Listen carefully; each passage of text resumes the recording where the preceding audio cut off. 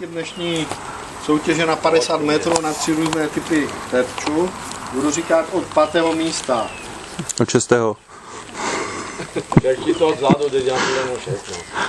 No, tak to vem celé. Od konce. Tak to mám brát celé. Jo? No, Takže přečítaj, že to zajímavé. bylo celkem 17 startujících. 17, protože Luzar střelal ze 2. Střílel stereo. Stereo. Ještě nezažil, no.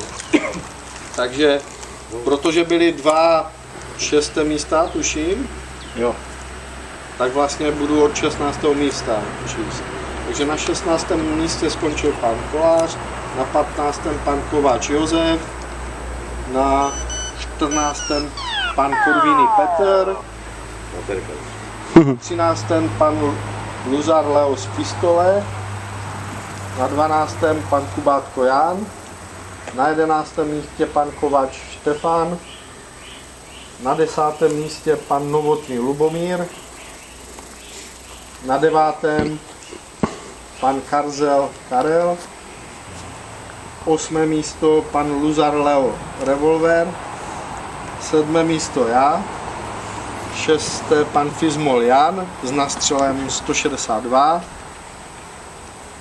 stejně tak s panem Kozubkem s nástřelem 162.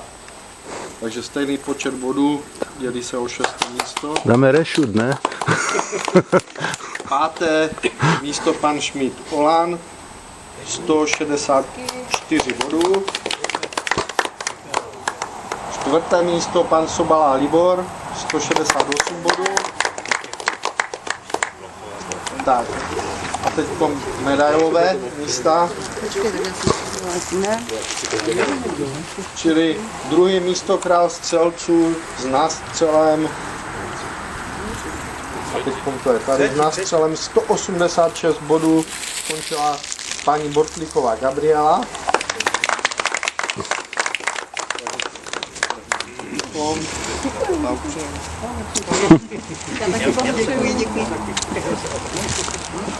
Ještě kameraman se hlásí.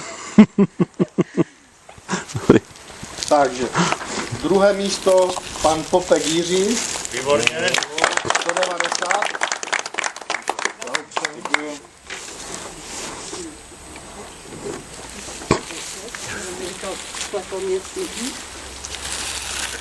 Takže gratuluju. Děkuji.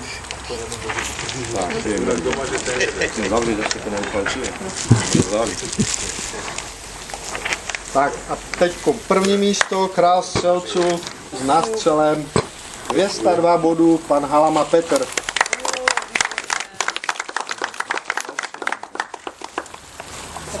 Diplom. Blahopřeju. Děkuji.